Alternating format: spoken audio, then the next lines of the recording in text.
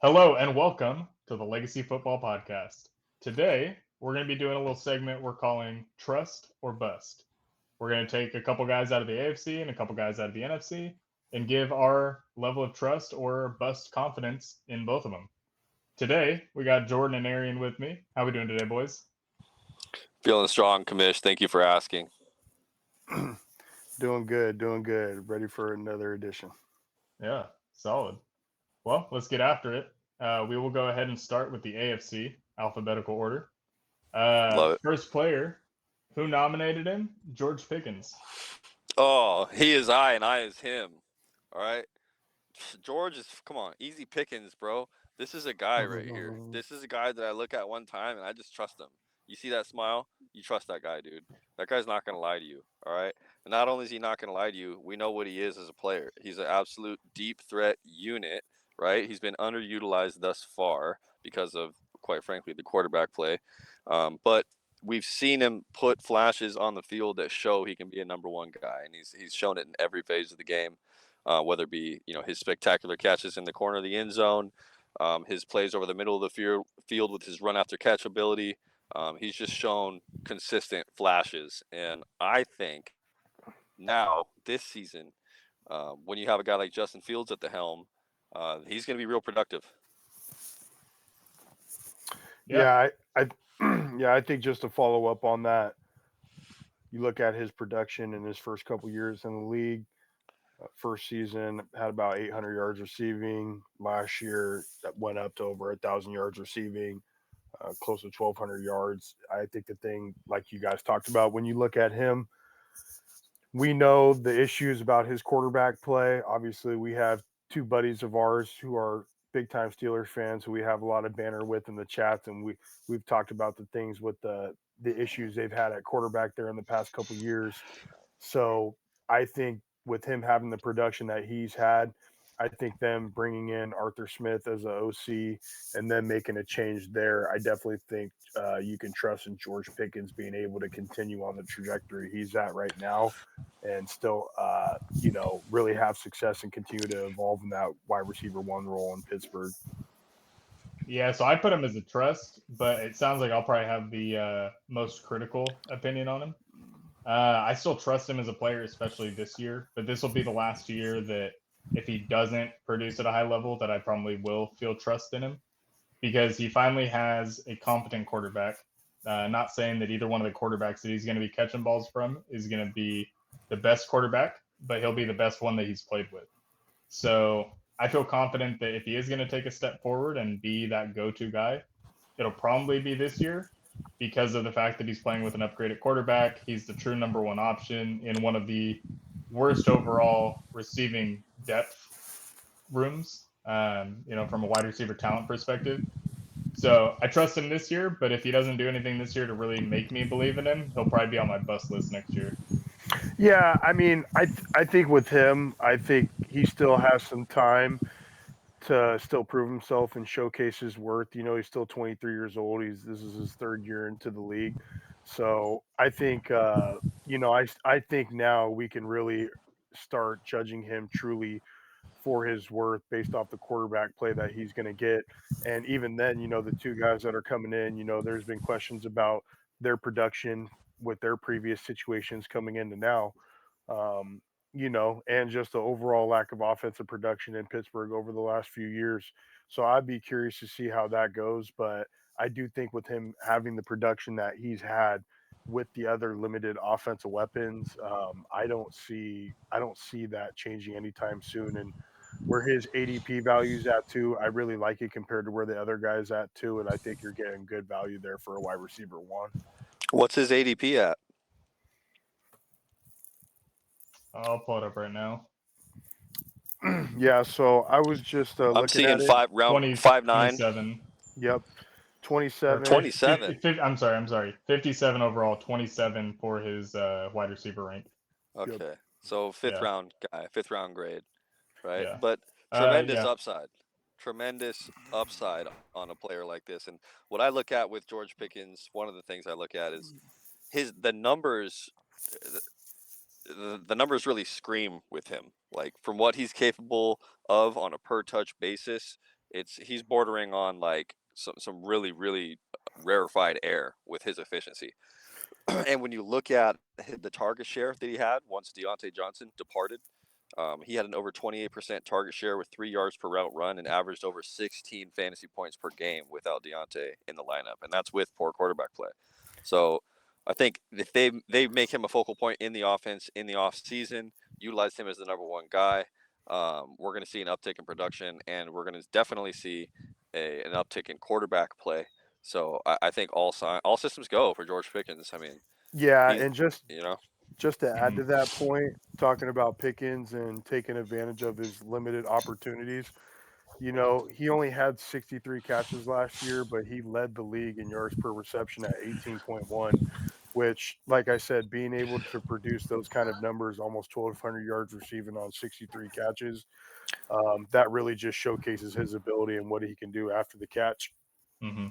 Well, he's a So, big play. He's a big play guy. I mean, yeah, he's and at that, the go ahead. problem I have with him is he's so boom or bust. Like he can be the best receiver in fantasy and in the NFL, Yeah, or he could just continue to be kind of a mid tier second receiver on a team. and Because he has those highlight plays where he has elite ups, and yeah, then he has those games where he's 4 catches for 28 yards and and yeah, disappears in the but game. we got to keep in mind Kenny Pickett. You got to Yeah, no, for sure, you for got sure, to and that's and where asterisk that's what all I the was gonna film. say. Yeah, Yeah, the ebbs I and agree with that. flows. I think the ebbs and flows can be tied to the quarterback play and some of those Mhm. struggles and what he's had to deal with there.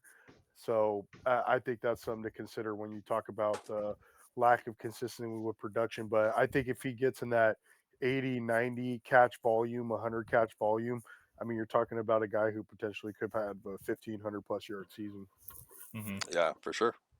I Yeah. can see it. All right, we all trust George, and George we trust. Yeah.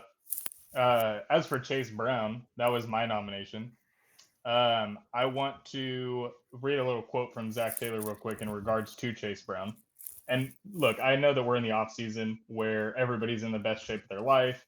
Everyone is at the peak of their value because oh my god, this guy has just been crushing it in camp and crushing it in OTAs, and they have such a big plan for him. So like I understand to take all of this kind of stuff with a grain of salt. But Zach Taylor says in regards to Chase Brown's role, I think he's earned that. I think he's worked the right way. He's exactly what we hoped we were drafting. If you look at his performances from last year, he was eighth in fantasy points per touch on a very limited workload. He is a great receiver.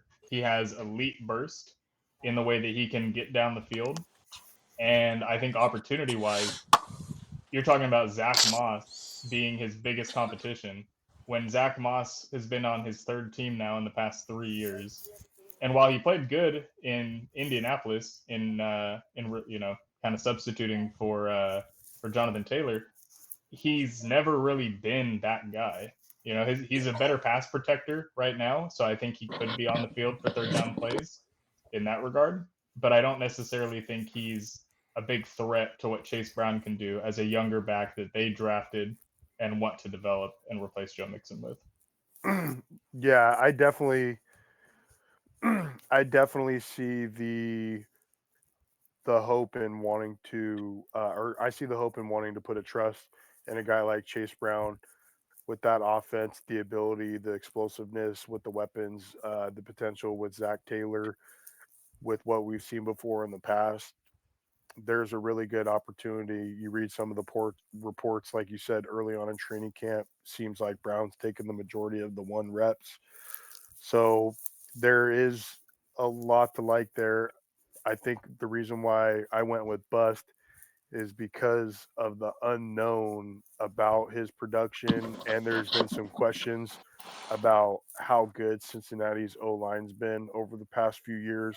Joe Burrow's had some issues with being able to stay up. He's had some health issues. The O line's been a big part of that.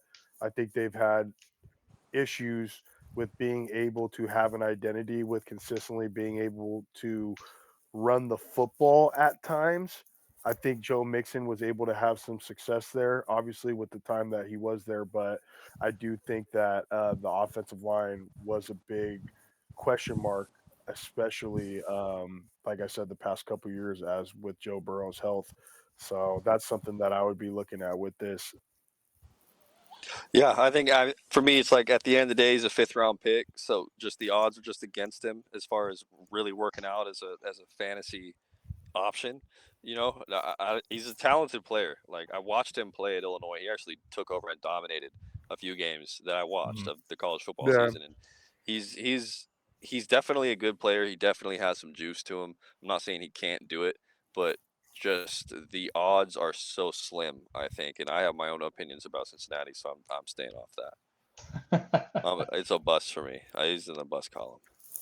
Hey, fair enough. I think Yeah. at his ADP right now, 117 overall and RB 40. I feel like he could be, if he ends up being the lead back in Cincinnati and can play to the level I think he can play, Yeah, because I that's think good he could value. be I think he could be a running back too. I think he could be a high end contributor, top 24 kind of guy if he's given a workhorse role. So I just feel like you're getting almost half off of a player that is going to be a key contributor for your fantasy team, throughout the season. And even if it doesn't break right and he is splitting, I still think he has more value than a lot of the other running backs that are going with the opportunity to have a bigger role. When you look at a guy like him and a guy like Austin Eckler, who do you like more this coming season? Chase Brown. Really? Yeah, Wow. I like Chase Brown more Really? than Austin Eckler. Yeah, I Yeah, Wow, think you're and disproportionately high on this guy. you are very high on Chase Brown. yeah, I mean, I think realistically for me, the competition, I think Brian Robinson is a better player than Zach Moss. So I think competition wise, you have more talent around him. Mm. I think in terms of the overall offenses, I would imagine, feeling very confident that Cincinnati will be a better offense than Washington will be. And I think just production wise, I think Chase Brown can be efficient enough, even on a smaller amount of carries and targets, that he can still be productive regardless of how big his role is. But I also think he has an opportunity to take on a huge workload because Yeah. you look at the years where Joe Mixon was around. Joe Mixon was the back. Even when they had Gio Bernard and they had not Justice Hill. Who did they have? Jeremy. What's his name? Jeremy Hill. Jeremy Hill, yeah.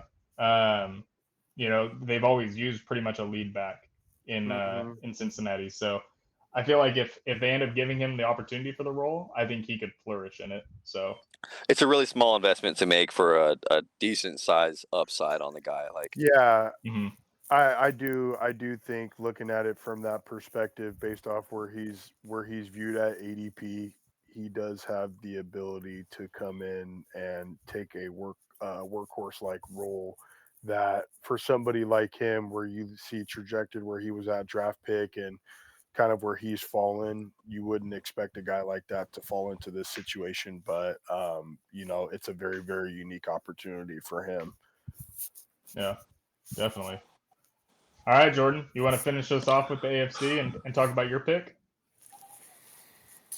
Yeah, so looking at my last pick here, I went with Tank Dell out of Houston. Tank Dell had a really promising rookie season. For those of us who remember, he had a pretty tough lower leg injury that ended up ending his season. The reason why I have him as a bust is because I have some concerns about with the addition of Diggs and the addition of Mixon. I just wonder where he falls in that musical chair of weapons. I think, as we know with Diggs has kind of had a storied past of he's vocal about how he feels about wanting to get the football. Um, you know, Nico Collins just signed a really big offseason deal. So you would think because of the connection that him and CJ created, you're going to see more to come of that in year two. Obviously, we know Stephon Diggs is the number one receiver in the NFL, and when he's going on all cylinders, he's probably a top 8, top 10 receiver. So I wonder with Tank Dell coming back from the leg injury, and the other thing that maybe some people don't remember is he also, even though it seems like everything's okay with the recoveries, he did get shot this offseason too. So there's a couple who things. shot him? Yeah, I don't remember. I think it was like a situation with like a party or something in like Florida. I Dang. don't remember exactly, but yeah. So I just think with those things, I think I could easily see him falling to the third or fourth option, in which still in that offense with CJ Stroud at quarterback. Tank Dell finished the season, in the limited time that he played last year. I think it was 700 yards. But I could see that taking a little bit of a sophomore slump, and statistics have shown us that receivers do tend to have sophomore slumps as well too. So I think there's a potential there for that to happen. I could see it. I just don't think it would. I don't think it will happen. I think he's too good. He's so talented, bro. He's such an explosive player. We've seen it from the Yeah, moment he stepped on the field in the NFL in the preseason last year, when it was yeah, just like, dang, dude, whoever drafted this guy on their fantasy team won. That this guy is a good football player, and he's young. He's coming in the same draft class as CJ. And when you listen to CJ talk about these guys, like he talks about Tank Dell like that's his favorite receiver. Like he loves yeah. Tank Dell. He was You know what super I high mean? on him. He loves Yeah. Tank Dell. Well, And he I don't blame him. actually, He's still the most explosive guy he has. It's not even close. Nico does what he does. Stephon does what he does. But you mm, want to talk about explosivity? Tank Dell. That's the weapon. I mean, I don't think it's like not close. I think it's hard. What, like I said, I mean, Stephon Diggs is a proven multi-time All-Pro. Proven to be a top 10. Probably even closer to top 5 at times in the league. So, I think it's tough. Look comparison in the ADP and people who are ranked similar to where he's at from the receiver position. Malik Neighbors, George Pickens, Terry McLaurin, Keenan Allen. I probably wouldn't take Tank over those guys. Amari Cooper, Zay Flowers. So, I mean, you're talking about guys where he's in a pretty high. There's pretty high hopes for him going yeah. into this season, and fantasy viewers doing. Like I said, I think if I had to, I would say that I would expect a little bit of a sophomore slump based off, just some of the additions. Yeah. I mean, Diggs is 31. So if he can keep it up, I'll be impressed. I will. I think Nico outperforms Diggs. I think Tank outperforms Nico. I think Tank's the best receiver in that trio at Wow. the best See, value. that's interesting because Wow. I think he probably has the best value of the three, even though Stephon Diggs is actually going really low in drafts right now. I just don't see, with three mouths to feed on that offense, it's going to be tough for me to see Tank Dell average the 9.3 targets per game that he had last year. Yep. That's just, it's tough when you think about two guys in Nico and in Stephon Diggs. They could easily get 8 to 10 targets a game. So if you're having three guys consistently get near double digit targets, I just don't know. I mean, are they going to be throwing the ball 40, 50 times a game? I mean, Dell is so explosive, it doesn't really matter. He doesn't need that many opportunities. He only needs a handful of opportunities a game to have a productive stat line. Yeah, but the same could be said with, I mean, any of those guys, really. I mean, Nico's a huge deep threat. Stephon Diggs obviously can play all along the field. He's shown that with Josh Allen. I, Uh, I think I think one of the things, looking at it, what could happen is, and this is kind of going against my argument, but you could see the other side of it to where, okay, with them bringing over a guy like Stephon Diggs, and Alex, you brought this up earlier. I don't know if it's because now that I have him on my fantasy team, but just kind of just looking up his previous numbers, I do think that people sell Stephon Diggs kind of low based off the success that he has had in the league. And if you just look at his numbers, mhm. as far as receiving yards, he's played one less year in the league than Devontae Adams. Yardage is similar. The only difference is there's a big difference in touchdowns. Yeah. So once again, I mean, you're talking about a similar production in career. He's played in certain markets in Minnesota and Buffalo where you maybe don't get talked about in as much attention. But I think Dell could end up being the guy who gets forgotten about because they're so focused on Collins and Diggs. There could end up being those opportunities for there because, like Aryan said, such an explosive guy. There could be those opportunities on third and long where they go play action, explosive play, and Tank Dell is that guy that they forget about. And like you said, it might not be 9 catches for, you know, 90-something yards and a couple touchdowns, but it'll be 3 catches for 76 yards in an explosive play for a touchdown. And so that's where I could see that happening. Yeah, the only thing I will say, I know this is about Tank Dell, but with Diggs, I think the reason why people are sleeping on him is because of how poorly he finished the season last year. Yep. After the bye week, they changed over OCs to Ken Dorsey, and Ken Dorsey didn't really feature Stephon Diggs at all. Yep. His best game Didn't came really against need him. Miami. Yeah. I mean, they needed him Didn't in the really need him. playoffs. They played but- way better without him. Yeah. But that's where, I don't know, in the playoffs, he would have been a huge help because he only had 21 yards against the Chiefs in that loss. But the most productive game he had a 7 catch on 8 target game against Miami in that last game of the season, when they were competing for the division title, and he had 87 yards. Outside of that, he didn't break 50. He broke 50 once in that time span from week 14 throughout the playoffs. I don't know why, but I could see Stephon Diggs being like Vontae Davis and just retiring halfway through the season, just being like, you know what? This is a young man's game, coach. I don't need this anymore. I'm out. I'm done. I'm done, coach. I'm done. He sees Tank Dell. He's like, I'm done. Oh man, that's still the best. I like LaShawn McCoy a lot now that he's on Speak for Yourself, but that is still the best clip when he's talking about Vontae retiring at halftime. I know, That was gold. R.I.P. That was Vontae, gold. man. Oh man, R.I.P. Vontae Davis, bro. R.I.P. He's a Vontae, legend. man. He's He a was, legend, man. dude. He was a beast too. He was Yeah, he was, a man. stud. Good player. All right. Vernon Davis' brother. Straight up, strong genetics there, bro. Dude, seriously. Strong. All right, so that wraps up our AFC. Now let's move over to the NFC. And Jordan, we're back to you with your nomination for an NFC player in DeAndre Swift.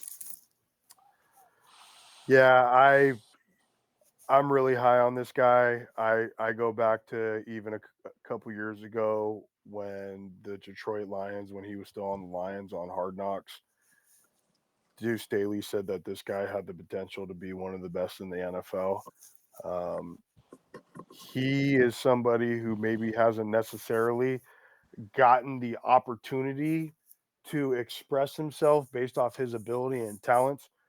Just looking at it, right? In the 3 years that he was in Detroit, 2020 only started 4 games, 2021 only started 4 games, 2022 only started 8 games. He never started more than half the games in the season, and he finally gets an opportunity in Philadelphia to start a full season and be the guy, and he's a freaking 1K plus back. Good fantasy value where he's at. If I go back to the ADP and I look at him, where was he located at? Yeah, DeAndre Swift is right there, 21, early 20s, early 60s. I think, second or third round value for him is, I think, great value.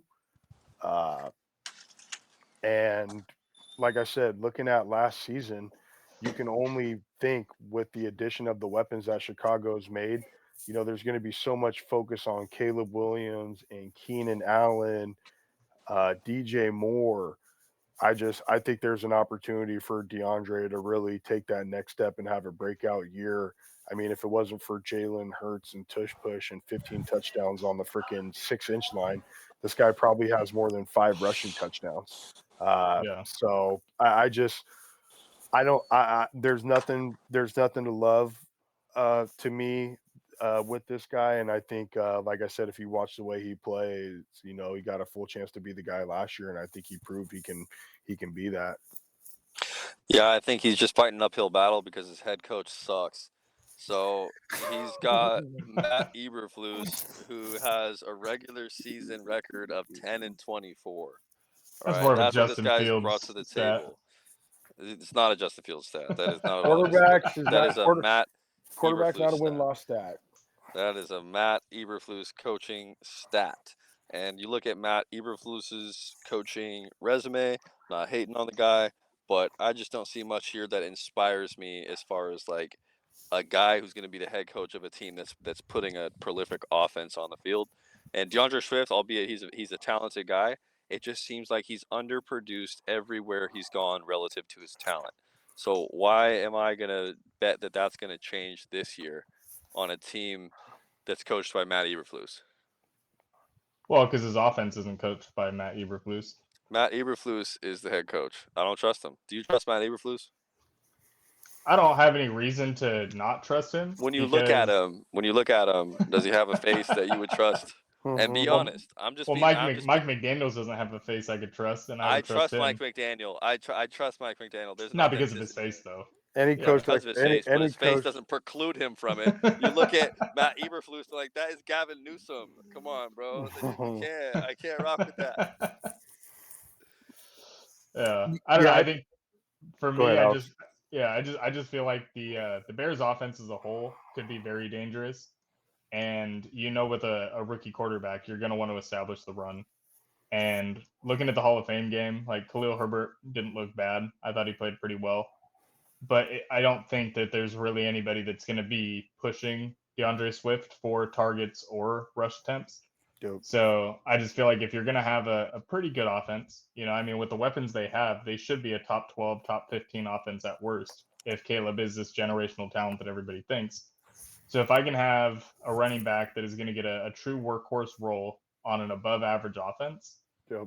in the what did we say his overall ADP was? 50.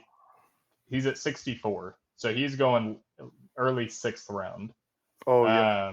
That to me feels like a pretty good value for a player absolutely. that could easily be a top 15 guy because he has the talent. To Jordan's point, he wasn't healthy at all in Detroit, and I think that's where a lot of his price soured on him.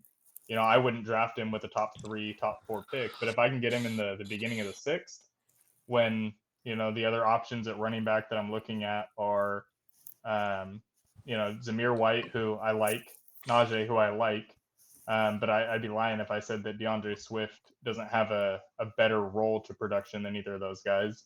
I would take both those guys over DeAndre Zach Swift. Moss. Yeah, I mean, to add to your point, Alex, I think, looking here at DeAndre Swift's age, dude is 25. I mean, he's built like your prototypical running back. He's 5'9", 215. I see a big upside just because of the fact that you got to remember when he was in Detroit, he was sharing a backfield at one point, even with Jamal Williams, even Adrian Peterson on the back end of his career. Kerryon Johnson was still in the mix there. So he didn't really get a true opportunity to be the number one back until he got to Philadelphia last year. And you could probably argue that he's probably a double-digit back with touchdowns if it's not for Jalen Hurts and the tush push deal. So and for me, for value, especially with the rookie class of running backs this year and the uncertainty, and we know how much of value running backs are in our league, I wouldn't even hesitate if he's sitting there late 4th, 5th round. I just think because of so much talk around everybody else in Chicago, Keenan Allen, DJ Moore, Roma Dunze, Caleb Williams, even Cole Kmet. Like Cole Kmet is a good underrated tight end.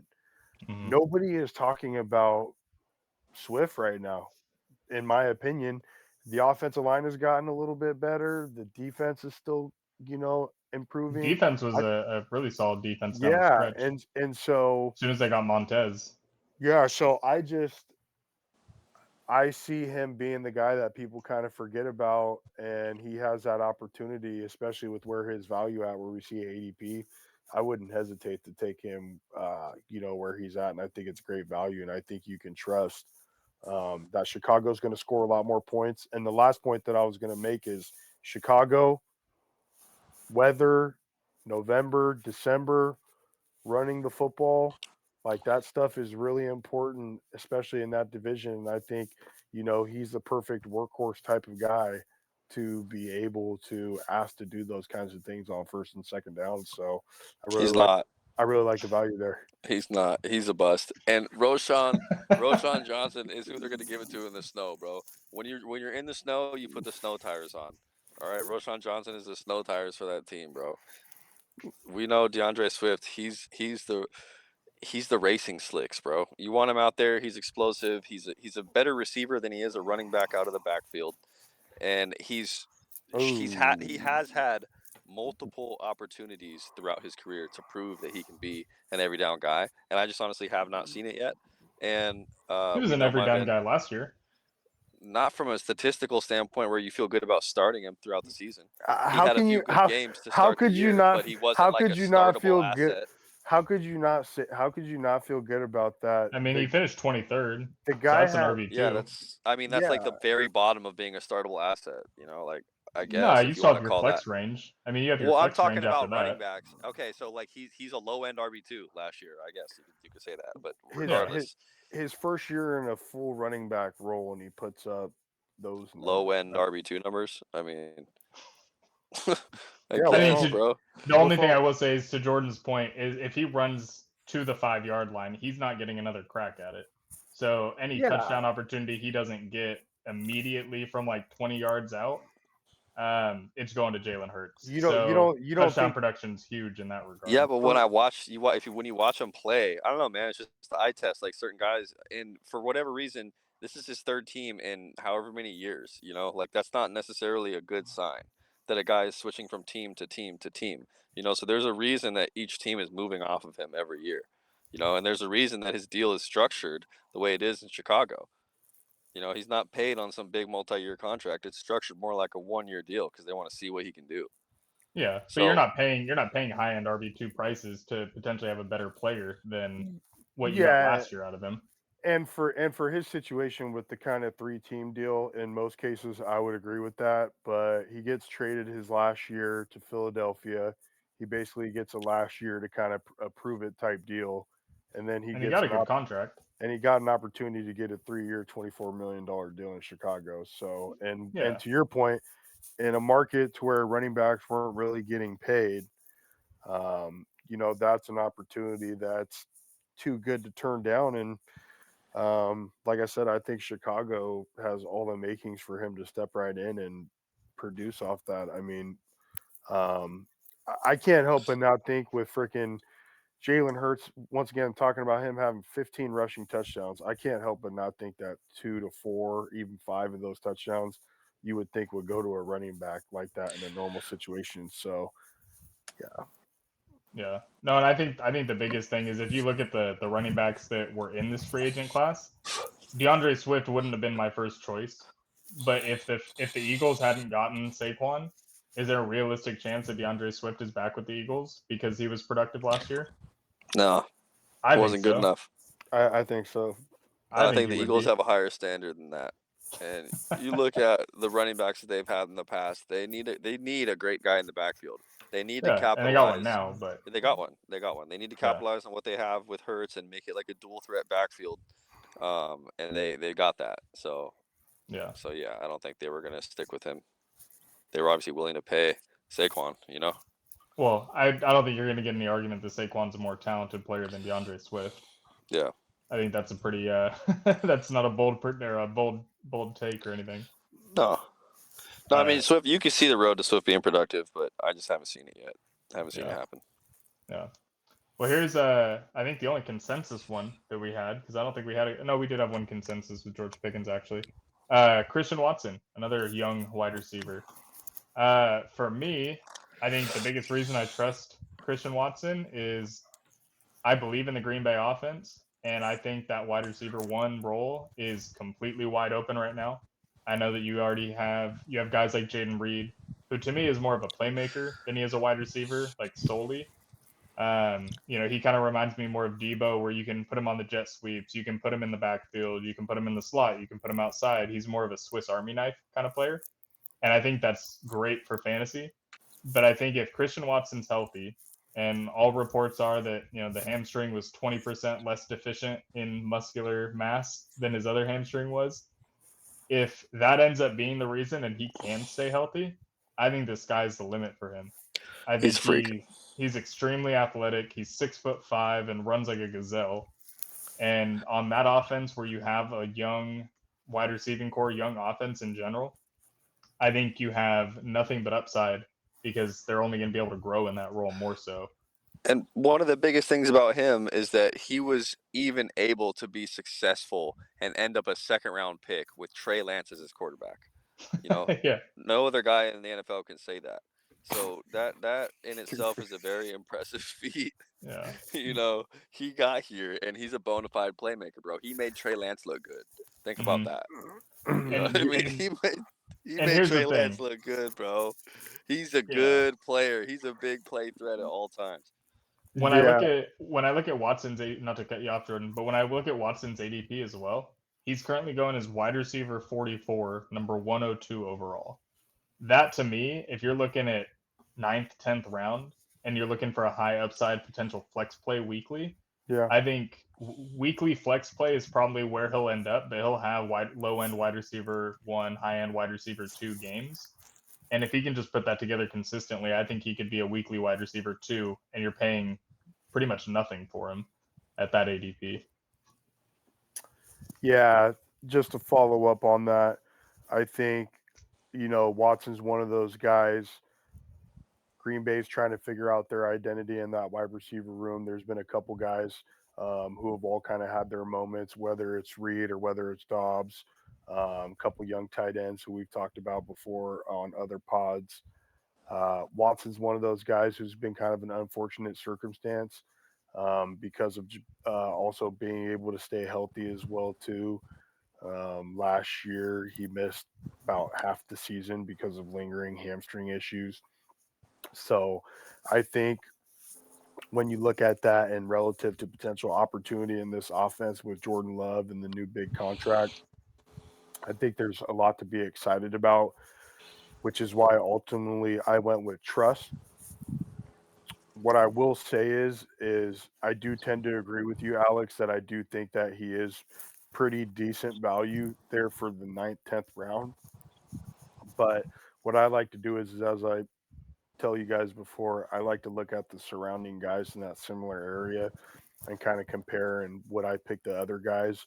And I would I would probably say I think his value is a little bit high in comparison to the other guys. I think Calvin Ridley, Jordan Addison, DeAndre Hopkins, Rome Odunze, there even Keon Coleman. I think there's some guys there that I would probably put my value in over him. Or once again, kind of going back to that conversation that we talked about earlier. If it's the difference between at this point in the draft, if it's the difference between in getting a rookie who you can potentially add as opposed to a mid veteran who's been there for a couple years, I think this is where sometimes for me I tend to favor the rookie. Mm-hmm. But I do think that there still is potential there. I mean, the dude's young, like you said. You talked about it, Alex. The dude's freaking 6'4", almost 6'5", 210 pounds. Ran a 4.340. He's shown flashes with his ability, and there's a lot of opportunity there in that Green Bay offense with all those young weapons. You're just hoping to kind of see it really take off and for him to be able to stay healthy going into this season. Yeah, definitely. All right. Well, last but certainly not least, let's talk about a rookie running back for the Arizona Cardinals in Trey Benson. Trey. Look, man. Trey is going to be a player. I'll tell you that much. He's going to be a guy. Now, here's a guy. You want to talk about physical abilities for his position. 6'1", 223, running a 4.39. Get out of here, bro. I mean, he's built for it. He's built to tote that rock. He's got a guy in front of him by the name of James Conner, who's a world-renowned tough guy, one of the toughest runners in the NFL. Very durable also throughout his career, despite what he dealt with early on. And I got a lot of love and respect for James Conner, but there's also there's a half-life for these running backs that have that violent running style that he has. Yep. And there just seems to come a time every year for the Arizona Cardinals where a backup running back gets a shot. And we're all waiting for that David Johnson moment to replay itself, Yeah. where we could have the guy that showed up and did it. And Mm-hmm. Trey Benson has the best opportunity to be that type of a guy since David Johnson in that backfield. So, based on what I've seen from him at Florida State, what he put on the field, I mean, the guy's a gamer. He can really do it all. He's a very explosive player. He reminds me a lot. Do you guys remember Rashard Mendenhall?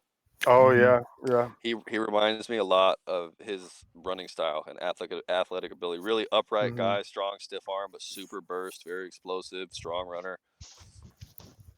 Yeah, I Yeah. like I He's a like I, trust. He's a I trust for like me. Trey Benson. I like Trey Benson at Arizona.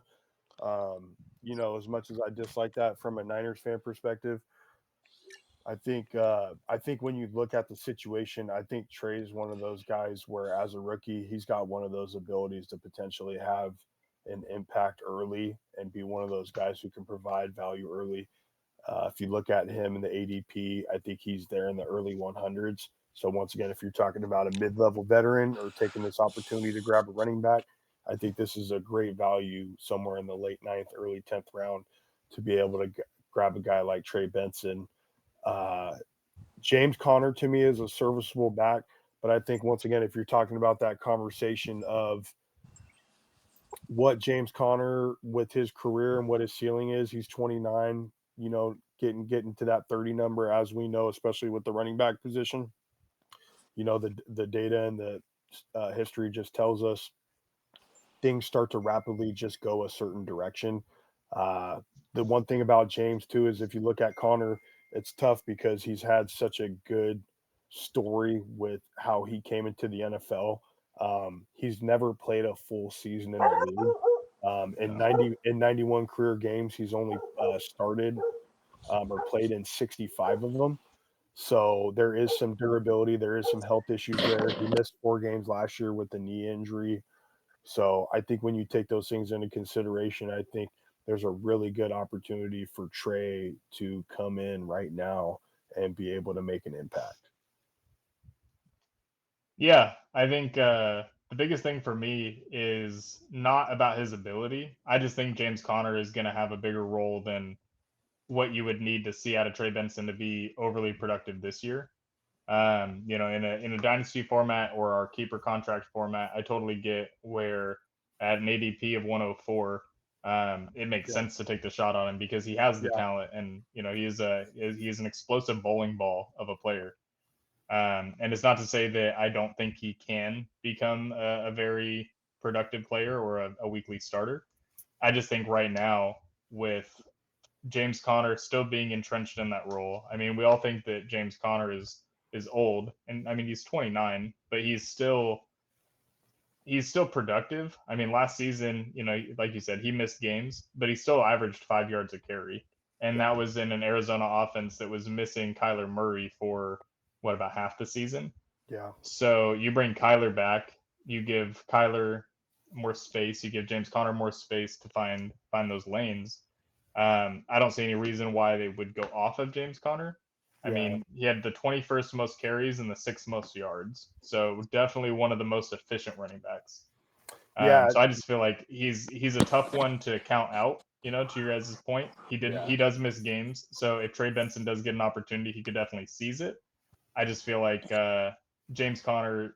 Not that you guys are disrespecting him, because I don't think that, but I think the overall consensus that James Conner is just not going to be relevant, and that Trey Benson is going to get a workhorse role, or not even a workhorse role, but enough snaps to be productive. I think it's that idea that we always like the shiny new thing, and James Conner is more of a name that you look at your roster and you're not all that excited about, but yet he's going to produce for you. He's going to be like an Amari Cooper or a Terry McLaurin, where their name value isn't really as powerful as what their production is. let me ask you guys this. If you guys had a choice, if we were drafting right now and it was around the 6th round, because they're both valued very close, and we've talked about both of them, DeAndre Swift or James Conner, where are you going?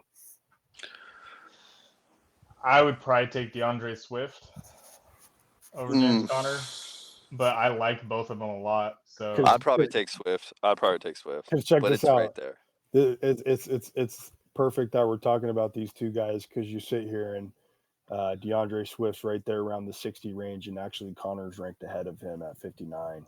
So overall, yeah, so 125. and They're so right next to each other. Yeah. and to me, I think taking obviously into consideration age, because I think we talked about it earlier. Swift's only 25, and Connor's 29. And like I said, and shoot, you guys could probably both agree with this too. They kind of have similar running styles, and there has been some, like you said, with early in Detroit there, some issues there with Swift being a little bit banged up and questions about the way his running style is, and will that be durable long term in the NFL? So I think it's a pretty good argument in comparison with these two, but you know, I just, like I said, I think with him coming up on the 30 number, I think there's a reason why they took an opportunity on Benson. I do think there was a lot of praise for him coming out of Florida State, and like you said, I think Connor getting 208 carries last year was once again more out of a necessity because of how bad the situation was in Arizona. I think they'll be in situations where they'll have to throw the football quite a bit.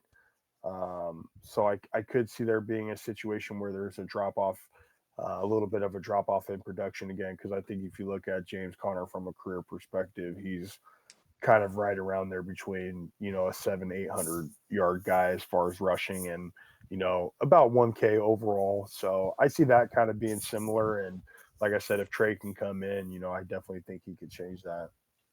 So let me ask you guys this, because we'll do the flip side of it. So I obviously trust in James Conner. Do you guys both think that James Conner is a bust, which is why you trust Trey Benson? No, I think James Conner is a good, solid player. I just like the upside of Trey Benson. I do. Obviously, it's a topic that we've talked about in another series, but I actually included James Conner in my NFC West duds because I did think that him having the season that he had last year is kind of not relatively common to the production that James Conner's had in the past. And I think because of how depleted the roster was and because of the Kyler Murray situation, he was asked to do more.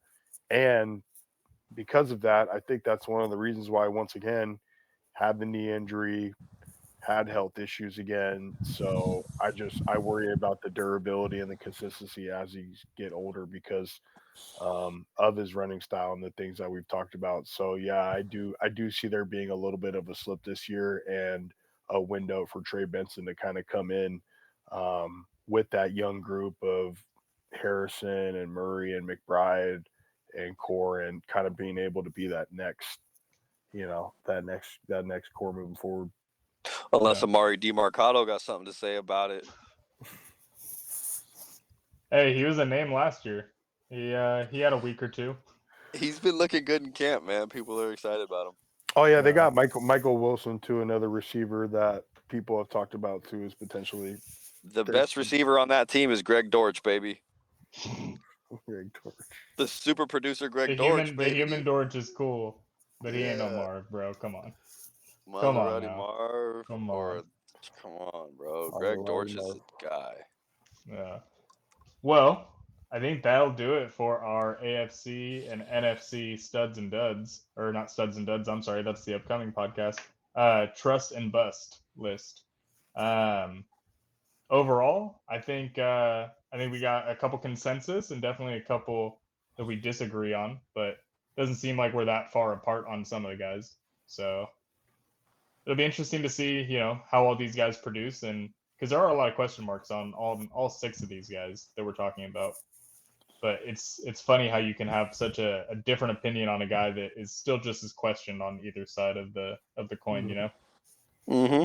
Yeah, and I think that's what's fun about these is the more that you get further into the discussion and you really look at the numbers and you match it up, you realize that there is a lot of times in these cases there is compelling arguments for both sides, and kind of goes back to this is, at the end of the day, it's a guessing game, and you're kind of basing it off what you think is the best guess for somebody's trajectory. And so that's the thing you got to remember at the end of the day when you do these things, and that's what gives us the ability to kind of have the discourse back and forth.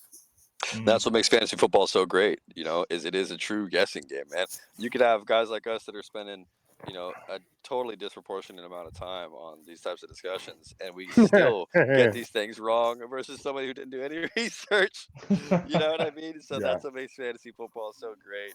And there's so many variables that go into whether or not a guy is going to be putting up numbers. There's just so much more that goes into it. So it's always fun to have these discussions, and I like to think that the more we discuss it, the more we speculate, maybe the better we'll get. Hey, we can always We'll hope, see. right? Right. All right, guys. Well, that'll do it for this podcast. Appreciate everybody that finished watching. Keep subscribing, or subscribe once, and you'll get obviously all the notifications about our upcoming podcast that we release. At Draft Your Legacy on all social medias, and then check us out at legacyfootball.com if you want to learn more about the platform and what we're cooking up for 2025. Coming at you as many times as we possibly can with content that'll help you win your leagues. So beat your rivals and build your legacy. Until next time, guys. Peace.